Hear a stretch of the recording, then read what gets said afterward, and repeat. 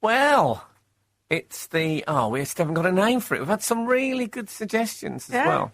Oh, great. We had midwifery. Yep. Which is a bit like midwifery, and because we riff is the idea, we riff on themes. We had something for the weekdays. Yeah, something for the weekdays. I like that one. We had even more Frank. I quite like that one. Yeah, I think that's definitely in the frame. Next week we have to definitely decide on it. I think we'll say that entries are still open. Yeah, very much so. Entries are open. Yeah. Okay, so I thought of 10 jokes, none of which I could say. Yes, I know. So I'll tell you what I did read, and that was careers advice. Apparently, isn't very good in this country, and there's been Really? study of it, and people have been given quite a lot of bad careers advice. I once went to the careers advice office in Aston in Birmingham. I did an interview which lasted about 7 minutes with the guy. And he said, I'll be honest with you, I can't think of any organisation that you'd be a help to. Is that what he said? He said, off the record, I suggest you stay unemployed as long as you possibly can. He didn't. He honestly did, I swear that. That's terrible. Is there any organisation you have been a help to? Well, I think St John's Ambulance. Okay. I bought them a couple of shoulder bags for garden, for fate work, you know. But Well, should eat his words. See, I didn't really get careers advice. The sort of young ladies' school I went to, they said, what are you looking for, a lawyer, a doctor? Yes. It was what profession would you like your future husband to do? And did you have books on your head? Yeah, I once did. I did teacher training for a while as well, and I spoke to the headmaster of the school at the end of it, and he said, "I'm worried about you." He said, "You're obviously not. You don't want to be a teacher. You're not happy doing that." He said, "He says you're one of these people." He said, "I've thought this a few times during the course of the last 6 weeks." He said, "You're one of these people who could very easily end up being a tramp." Yeah, can you believe that? That was your career prospects at school? Yeah. Tramp? Yeah. Well, I had just gone, G'day! To be fair, you were sort of a tramp for about 10 years. I was well, yes, but I mean, when he told me that, I had a suit and tie on, for goodness sake. Wow. No shoes and socks. Or shirt. And a very big beard.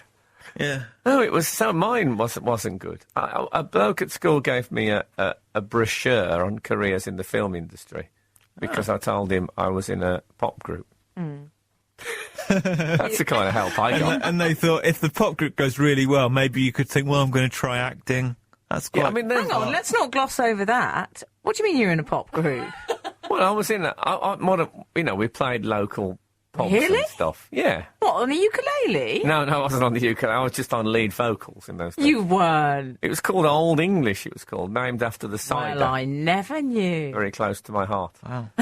Yeah, so, yeah. Did you get careers advice, Gareth? I did. We had to fill in this long questionnaire, and the computer, generated ideas. Oh, you see, you're a generation on from me. With me, it was just a man in a room. Yeah. But I didn't know...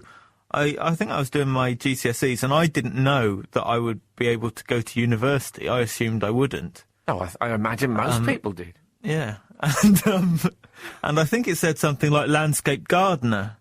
That's what I came up with, something like that, which I have never done. But I think so many jobs nowadays, So the computer said you should be a landscape gardener. I think You'd so, be good with sort of trees, Yeah, deciding where trees go. not talking to people. No. Yeah. Said keep away from... It said don't talk to anyone. Don't talk to anyone else. That was the result of the survey. I think you should have that on a tattoo as a little reminder. There was an advert in this week, actually. It said that there was a story saying that they'd been advertising. The job centre had placed an advert for a position on the Wall of Death at a fairground in Battersea, which I thought was quite a weird job to advertise. Right. Don't you think? Wall of Death. That's the one on the motorcycle, isn't it? No, when they go around, yeah, it's not just a corkboard with ugly people on it. it's the one where you have to drive really, really fast and then you just literally go up the wall. You'd think there was a bit of skill involved on it. Have you seen anyone do it, though? 'Cause I've seen a wall You of death. haven't? And I'll tell you what they do. When they go past, because you lean over, and when they go past, they wiggle the front wheel a little bit so they look to frighten you. But if you can really do it, why don't people do that in traffic jams then? Like on the Blackwall Tunnel or something. Why wouldn't you just go up the side of it? I don't believe that you can do it. I've never seen You it. could go above the speed camera. Yeah. That'd be... Yeah, but the thing is, I wouldn't want to be going to watch the Wall of Death when the new person was having their first go. Because he might just go straight up the wall like a cat up a curtain. Yeah. And land in your arms.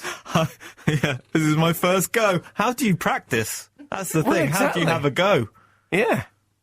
Maybe you start on a push bike. Yeah. I think probably the fact that there's a situation vacant tells you about how dangerous the job is. Well, I don't know. I suppose the bloke just got fed up of going round and round. A floor of death, that's like a cemetery, isn't it? Yeah. Well, no, but it is weird. There must be some training method in which you... I suppose at first you do start on the floor, then you go just like around the skirting board. Maybe there's stabilisers. Yeah, a really big, like one on the left-hand side, a 20-foot stabiliser, and you go around like that. Perhaps it's like, you know when they train horses and the man in the middle, like a long lead on it? Like There's a helmet with just a big coaster that comes off to the side, and the helmet has a big wheel on. A coaster? Do I mean a coaster like What, like a what, you chair put a is on hot cop coasters? on? No, like you would put a chair on. The Oh. wheels I on the see. bottom. Are they I called was thinking coasters? more sort of toddler reins was what I was thinking Yeah. of. Well, if you got someone really swinging, though, on a road, Yeah. they'd go around anyway. They wouldn't need the motorbike. They'd go around on their knees. I'm glad the job centre's advertising careers like this. Yeah, my mum worked in a job centre in Penzance, and there was a job going for a human cannonball. It was an actual job. Yeah, honestly, with a But circus. that's not that skillful, I wouldn't have thought, is it? Because you just get in the cannon and then... Hope for the best. Well, it's the one job that you can be fired from and be quite successful. Oh. Yeah, but there's no skill to that. You just, as long as you keep your arms very close to your sides. Yeah. Because that's what would worry. What would worry me is I'd get in the cannon, and then I'd hold my hands with the fingers pointing upwards. And then when I was fired out, it would rip all of my fingernails out. That's what would worry me. It's the sort of job where the training is you get in and the guy goes, go limp. And then Yeah. lights the Go fuse. very, I'd go in head first, so I could maybe land in an armchair. See, my favourite job centre moment was I was walking past the job centre once and I saw someone pull up outside in a black cab and pay the driver. Yeah, thank you so much, bye. And then they walked into the job centre and I thought, I bet that's a relative of mine. I loved that person who did that. I was at the Social Security once signing on. A man came in to sign on, and he was completely covered in coal dust. And there was a big coal van outside. He was clearly working on the side, and he came in, signed on. It was left dirt everywhere. Was like he holding a pig pen. canary? I don't think he was a miner. And then, so clearly working on the side and not challenged in any way. Well, actually, he was slightly challenged. You know what I mean?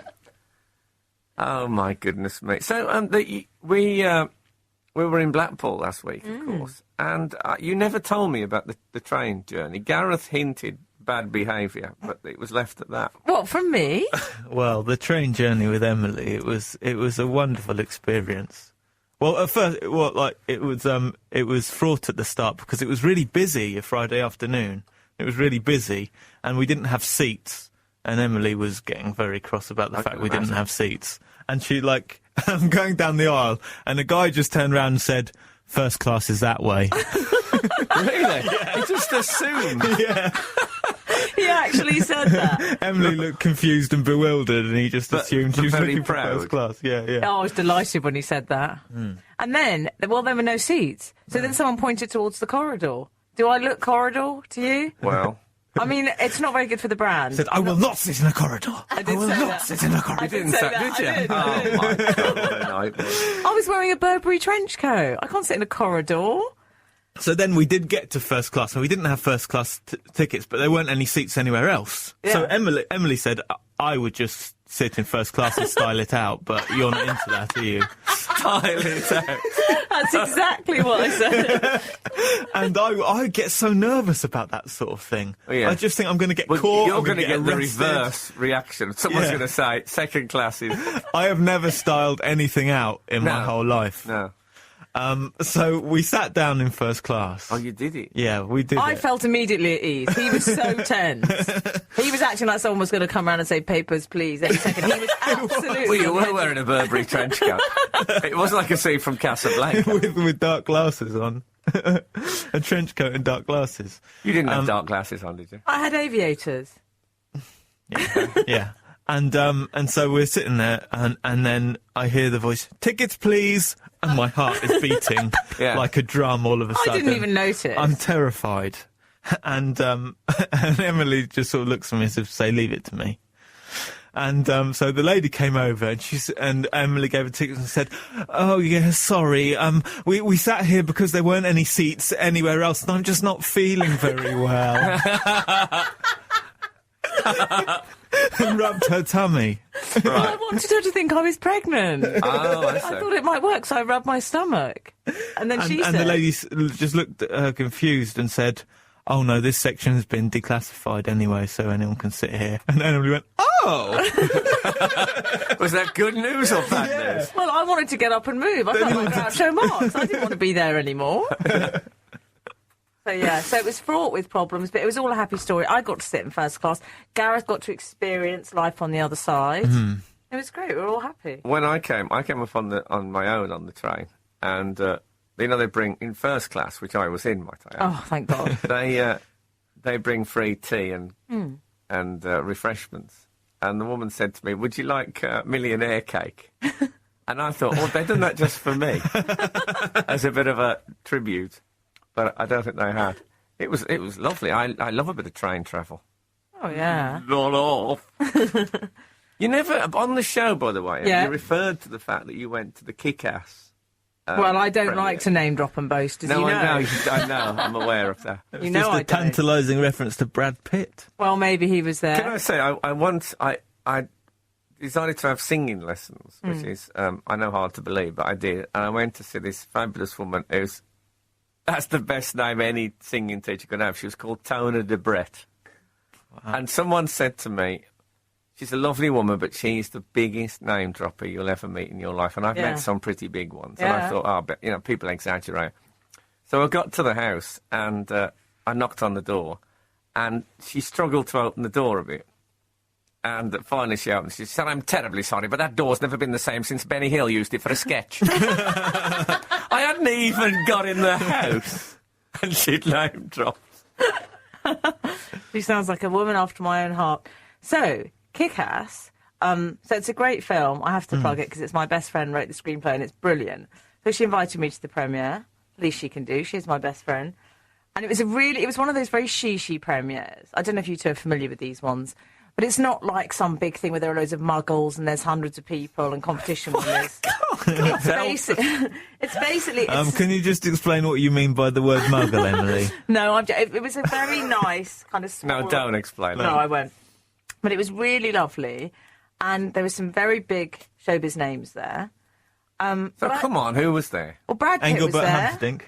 No. Don't get much bigger Big than name. that. Loudon Pitt. Wade right the third. Brad Pitt was there. That good enough for you? Well, he had a beard, though. To me, that doesn't count. Oh, he still looks hot, though. Brad with a beard is like a normal man without a beard. If you saw Brad Pitt and Sting sitting on a pavement in central London, you'd absolutely assume they were homeless people. They've both gone that way. It's almost like they're taking advantage of the fact that they're so famous they can look like homeless people and get away with it. And I resent that. I think it's patronising. Okay. Carry on. Gary Barlow It's was not a there. big issue. Oh, Gary Barlow was there. Was Ken Barlow there? No. I thought not. Well, at the Chortle Awards, Keith Chegwin presented an award. Get that down you. Did he? What award was that? I can't remember which one it was. Claudia I thought he was Schiffer. dead. Claudia Didn't say Schiffer, that Mika. programme. I'm mentioning all the people. I know, but Mika. Didn't you spend lots I'm of on time my way talking to to a Mika's sister? Yes, I did. I saw a guy once, a stand-up act, who he was a very new act, and he's one of these guys. He came on and he had his first joke was really funny, I thought, and then everything else was terrible. And I thought I was such a waste of that joke. And of course, the great comedian's code of honour, you couldn't use anyone else's joke, but I think I can use it now in crediting this bloke. It's not my joke, it is. But he said he was on about the fact that Keith Chegwin had been in the paper talking about his alcoholism and you know, that he'd had to give up drinking. And he says, you know what they say, Cheggers can't be boozers. And I thought it was very, very clever indeed. Speaking of stealing material, by the way, was I not watching Comedy Rocks the other night, hosted by Jason Manford, and Joe Pasquale was on. He did one of my gags. Did he? Really? I've seen him do it before. I saw him do the same gag on what's that bloke who used to be Lily Savage? Paul Savage. Paul Paul O'Grady, yes. Well, what joke was it? Well, Joe Pasquale's famous for that, isn't he? Is he? Yeah. It's a pity 'cause he's such a Notorious. sweet man. What, is he a thief? Are you What? saying he's a low-down, common, Yeah, dirty it's thief? quite well known, yeah. Really? Can we say it? I think we can say because it was my joke. So yes, I so can. what was the joke? No, I wouldn't mind, but it wasn't even. It was something I used to do when I was a kid. I used to. Me and this mate of mine used to go on the big wheel when the fair came, and we had this big metal bolt, and we used to drop it on the floor and then pretend it had dropped out of the workings of the big wheel to frighten people. And Well, I've seen that on YouTube. What? That's that clip. no, it's on. I did it on a DVD about 15 years ago. Wow. But Joe's obviously thought it's a shame. Shame now not to keep it going. The memory lives on. So Joe's doing Well, it's an oral tradition, you know. It's passed from person to person. Joe's become my tribute act. I'm just disappointed because he seemed so nice when I ran into him at the Buckingham Palace garden party. I did honestly meet him there. Did you really? Yeah. That's another story. So Kick-Ass was fab. Was he doing that dance from The Office to entertain people? And then he said to Debbie McGee, why did you marry the millionaire Paul Daniels? Oh, yeah, he was a fabulous. He was like a greatest hits. I can't. It's not good. No. Pasquale.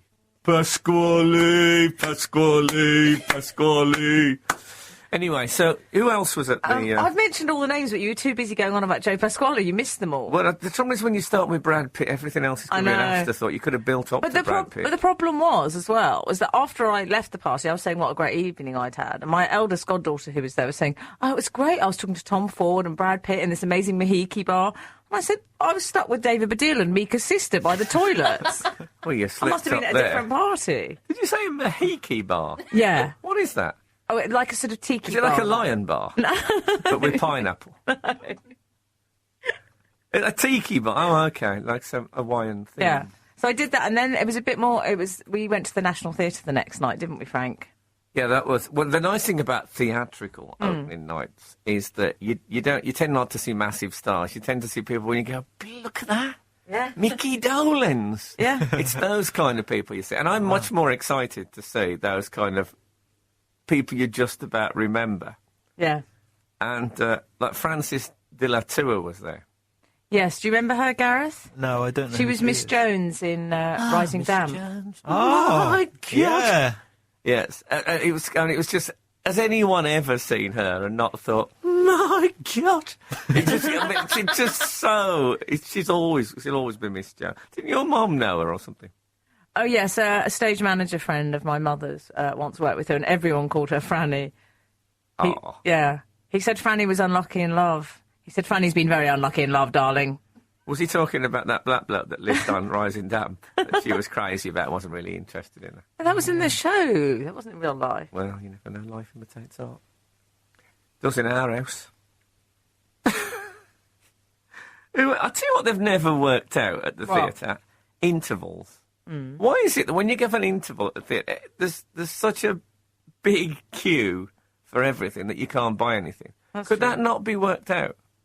Well, sometimes they do the thing where they give you a raffle ticket and they put all the drinks out ready for you to go and get them. Yeah, you can order interval drinks. Yeah. But how do I know what I'm going to feel like in an hour and a half? Is that what those drinks are? I always thought they were free. Oh, well, you've broken the system. I did. I always just thought they were laid on for us.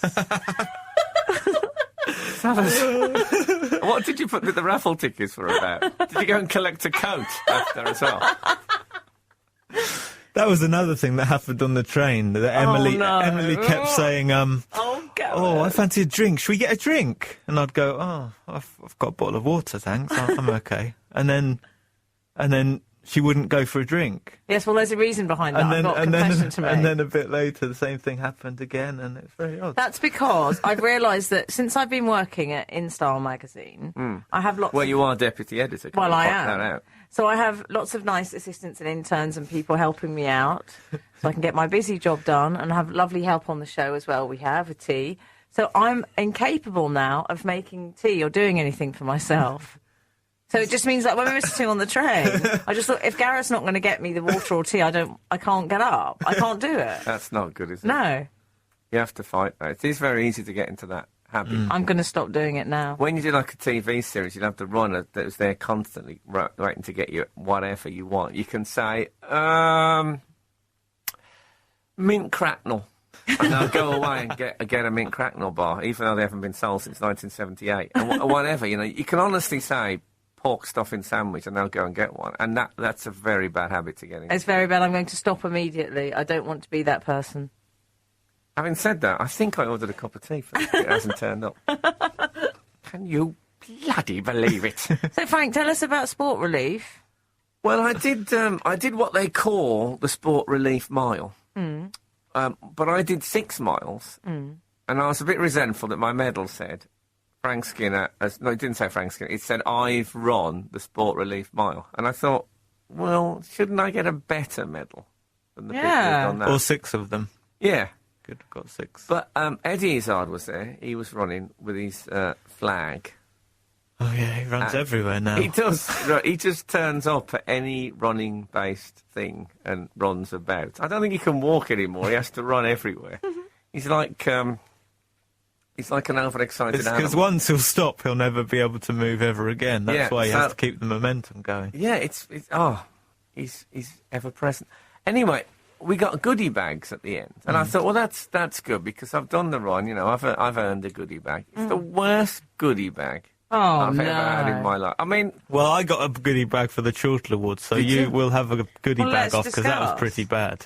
I bet I beat you. What was in your goodie bag? Well, the highlight was a Burger King soap on a rope. Can you beat that? Terrible. And the stuff that's like a stress ball.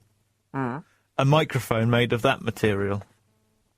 That's good. I'd quite like that. Okay. Because when I sing around the house, I hold an imaginary microphone. So now I'll be able to take out a sponge one. Are you keeping that, or can I have it? I'll dig it out for you. Actually, my girlfriend went to the Chortle Awards, so she'll have one. She's obviously kept that from me because she doesn't want an hour of Johnny Ray before. Well, and who can blame her? So what did you get from Sport Relief? I got a brochure about Sport Relief. Oh, who wants that? Exactly. I'm sorry to be disrespectful. A small, when you get those variety packs of cereals, and they're about like 5.5 inches. I like those. One of those of Dorset. One carton of Dorset bran flakes with raspberries. Did it have a big stamp on it saying not to be sold separately? No, it said aid, African aid, and apparently the Africans have said, "Oh, we don't like the bran flakes much. You can have that back." And I said, "Well, what are we going to do with that?" Africans don't want it. There was some rice, big handful of rice in the bottom of the bag. No, there wasn't. Made that bit up. The scent of it, to me, if you want to know what summed up the Comic Relief Sport Relief Mile goodie bag, there was an individually wrapped prune. And I am not making that up. It was in a sealed wrapper. A prune. Oh, in cling film. Oh. Well, it wasn't cling film. It was like you might get a boiled sweet in that kind of wrapper. How disappointing. Expecting a sherbet lemon and you get that. And so I'd just run 6 miles for, as we used to say at school, for the black babies, and that was my thank you. Did they give you a silver blanket afterwards, though? No, we never got a silver blanket. Oh. Nothing. Plastic medal that said I'd run a mile when I'd run 6. Is An that, individually wrapped prude. is that why you ran round 6 times? Because you wanted the silver blanket and you thought, well, if I go round again, maybe Even I'll get Eddie one else. Izzard didn't get a silver Oh. blanket. Right. And he is an individually wrapped prude. He is now. He's run himself into crinkleness. So it was an odd day in that respect. But I felt I did a good thing. Yeah, But, absolutely. Well, they've been honouring all the people that got involved in Sport Relief for lining up at number 10 Downing Street, I noticed. I wasn't invited. Well, you know, Jimmy Carr was there. They were all there, love. I was a guest on the dance programme, Yeah. a judge. I hosted a question of Sport Relief, and I ran 6 miles. No and I didn't get an invitation. invite to number Do you 10. know, Who Frank, went? I don't think that's such a bad thing. Do you know why? Go on. Well, frankly, I think number 10, it's not as rarefied as it once was, and I think they need to tighten up their door policy, because there's all manner of what-have-yous that have been on that, outside that door. Who was there? Denise Van Outen, the ginger one from Girls Aloud. Ooh. all- What has she done for Sport Relief? Was Well, she, exactly. What have you done for me lately? And all that. what was she at? Did she operate as a javelin for some sort of charity event? No. Like Denise a Van Outen match. ran with Eddie Izzard first. Oh, I don't She know. must have done more than that. Don't question the whys or wherefores. I can't Just believe embrace I've the been- larger point, which is that Downing Street is not what it was. It's becoming it's the Planet Hollywood of the 90s. They're going to have a leopard skin carpet outside there any day soon. Oh no, do you get one of those leather bomber jackets with the number 10 Downing Street crest on the back like you used to get from Planet Hollywood? Yeah, they'll let anyone in there now. Yeah. David Cameron. Oh, I don't think so. I went there once to a charity reception, and it was me, Floella Benjamin, and Atomic Kitten. So I don't think this is a recent thing. Phenomenon. I ended up having a big argument with Tony Blair about whether Brian Ricks was alive or not. You didn't. Yeah, because I'm absolutely convinced he's dead. What, the farceur? Yeah, but he's the boss of a Men Cap, I think, or some mental Yeah. health charity. And he said, yeah, he was round here the other night. I said, I don't think so. I think he's dead. He said, no, I was talking to him. I said, that must have been the son. He said, no, it was Brian Ricks. I said, he's dead. I'm arguing with the Prime Minister. Wow. Luckily, it wasn't the other way around, because in order to win the argument, obviously, he could get someone Yeah. put away quite easily. Oh, yeah. You can imagine him thinking, oh, God, Brian Ricks is alive. Jeff, can you send a couple of lads round to Lord Ricks's house? Sort it out. So, yeah, so even then, and I had a tour of number 10. Did you? What was it like? It's, I tell you what, there's a thing on the wall. If you look in, there's a thing that looks just like gold figuring, elaborate gold figuring. If you look very closely, amidst all the figuring, there's a man climbing a ladder with a little bale of straw on his back. Mm-hmm. And apparently, when the interior designer did that, he put that in deliberately, and he said to Mrs. Thatcher, you see, Mrs. Thatcher, there'll always be a Thatcher at number 10. Oh. Prat.